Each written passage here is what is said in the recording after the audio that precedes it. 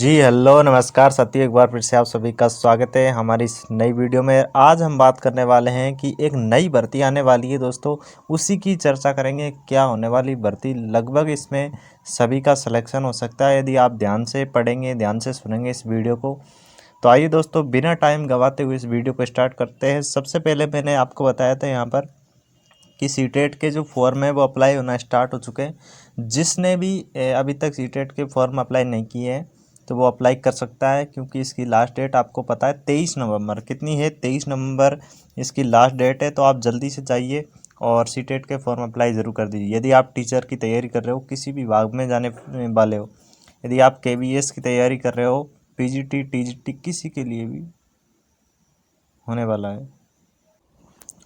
तो इस बार की जो सीटेट का एग्ज़ाम है, लगभग जनवरी फरवरी में इसका एग्ज़ाम लिया जा रहा है दोस्तों।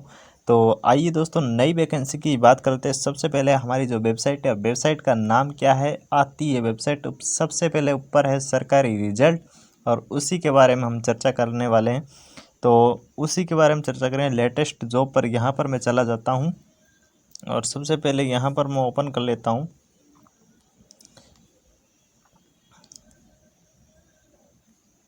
हाँ, तो दोस्तों ऊपर ही ऊपर आपने देख लिया होगा दोस्तों, इसकी जो लास्ट डेट है अभी अभी लॉन्च हुई है।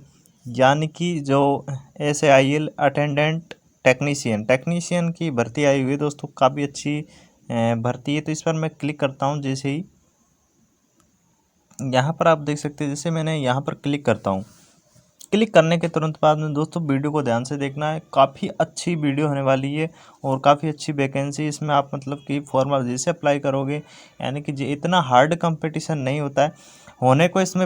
आप देख रहे होंगे यहाँ पर बहुत कम पोस्ट, कितनी पोस्ट, लगभग 85 पोस्ट। लेकिन ऐसी वैकेंसियों का पता किसी को भी नहीं होता है, इसलिए मैं आपको बता रहा हूँ। और देखिए, वैकेंसी के लिए आपको क्या करना पड़ेगा, ठीक है। यहाँ पर आप नीचे देख सकते हैं, इसके जो फॉर्म है वो अप्लाई होना स्टार्ट हो चुके हैं। फॉर्म आखिर कब स्टार्ट हो रहे हैं? तो इस वैकेंसी की फुल फॉर्म है, यानी कि आपको क्या है, मतलब कि टेक्नीशियन का काम करना पड़ेगा, ठीक है। टेक्नीशियन का काम करने के लिए अब इसमें आपको एप्लीकेशन फ़ीस की सबसे पहले हम बात कर लेते हैं। यहाँ पर आपको यदि मान लीजिए जनरल कैटेगरी से आप आते हैं तो आपको 300 रुपये, कितने, 300 रुपये देने पड़ेंगे। यदि आप मान लीजिए SC और ST कैटेगरी से आते हैं, किससे आते हैं, SC ST कैटेगरी से आते हैं, तो आपको लगभग यहाँ पर 100 रुपये या फीस लगेगी, यानी कि ज़्यादा ना मात्र की फ़ीस है। तो आप इसमें फॉर्म अप्लाई ज़रूर कीजिए, ठीक है। एप्लीकेशन कब से स्टार्ट हो रहे हैं? 4/11/2023, यानी कि एप्लीकेशन यानी कि फॉर्म स्टार्ट हो चुके हैं। आज 3 दिन बीत चुके हैं दोस्तों। लास्ट डेट कितनी है? 25 नवंबर, ठीक है। तो इसमें आपको कौन कौन से डॉक्यूमेंट लगेंगे ये भी आपको बताने वाला हूँ। और सबसे पहले तो क्या कर दिया, वीडियो को शेयर कर दीजिए यार, क्योंकि जो शेयर नहीं करते हैं ना, मुझे बहुत बुरा लगता है, ठीक है। और जो फालतू कमेंट कर रहे हैं ना, वो चैनल को छोड़कर जा सकते हैं, क्योंकि उनकी कोई ज़रूरत नहीं है। फालतू कमेंट करते हैं ERO वाले भी, मुझे पता है। आज 10 कमेंट आए और एक लड़का है, उसका नाम तो नहीं लूँगा मैं, और बोल रहा है कि तुम्हारे पास में ऐसी सूचना कहाँ आती है, कहाँ से आती है भाई?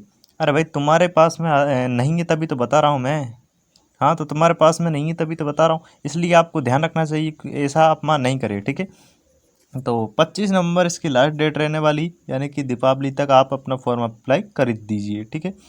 और इसकी जो फीस है, यानी कि लगभग 25 तारीख को ही आपको पे करनी पड़ेगी, ठीक है। अब बात कर लेते हैं एज की।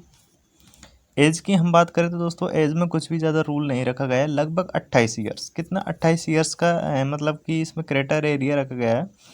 और मिनिमम एज है इसकी, तो मिनिमम एज की यानी कोई छूट नहीं है इसमें, कितनी भी सकती है, यानी कि 28 ईयर्स तो आप होने चाहिए, क्योंकि पोस्ट भी यानी कि बहुत बड़ी है, इस वजह से इसमें टेक्नीशियन का काम होगा। अब बात करते हैं कि आपके पास में क्या क्या क्वालिफिकेशन आती है। तो मेन उद्देश्य तो हमारा यही था, और इसको ही आपको ध्यान से सुनना है।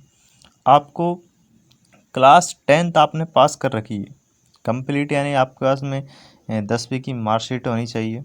तो पहली बात तो ये सभी के पास में होगा।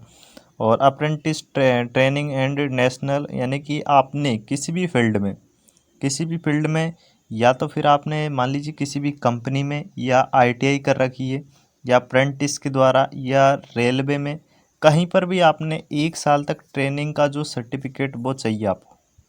या तो आपने रेलवे में कभी भी काम किया है, या किसी भी अधिकारी, या तो आप किसी भी फैकल्टी के साथ में जुड़े थे 1 साल तक, तो उसी के बारे में बता रहा हूँ मैं। तो आपको क्या है 1 साल का इसमें क्या है एक्सपीरियंस होना चाहिए, ठीक है। अब देखो इसमें क्या है फिजिकल भी होगा, फीमेल के लिए अलग से है और मेल के लिए अलग से। ये आपको दिख रहा होगा यहाँ पर साइड में, मेल के लिए यहाँ पर आपको दिख रहा है 155, लगभग 155 सेमी आपका हाइट होना चाहिए। फीमेल के लिए ज़्यादा नहीं है, 143 आपकी हाइट होनी चाहिए। तो काफ़ी अच्छी वैकेंसी दोस्तों, ऐसी वैकेंसी किसी को पता नहीं होती। ओनली 10वीं पास है।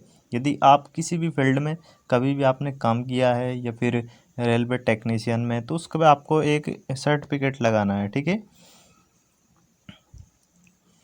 और इसमें बात करते हैं पोस्ट वाइज, ठीक है। पोस्ट वाइज हम बात कर लेते हैं, हम कितनी पोस्टेज है। देखिए जनरल की जो पोस्ट है, सबसे ज़्यादा जनरल की पोस्ट है, लगभग 35 पोस्ट दी गई है। ओबीसी की सबसे कम पोस्ट है, यानी कि ओबीसी की 10 ही पोस्ट आई है, ठीक है। और ईडब्ल्यूएस की नामात्र की पोस्ट है, 8 ही पोस्ट है। एससी की 10 है। इधर एसटी की भी ठीक ठाक है, एसटी की और जनरल की। तो आपको घबराना नहीं है, आपके पास में यदि सर्टिफिकेट है आपकी जॉब पक्की है, ठीक है। आपको मैं कहूँगा वैसे आपको करना है, वीडियो को ध्यान से सुनना है, किस तरीके से आपको फॉर्म अप्लाई करना है और किस तरीके से मतलब आपने जॉब पानी है, ठीक है।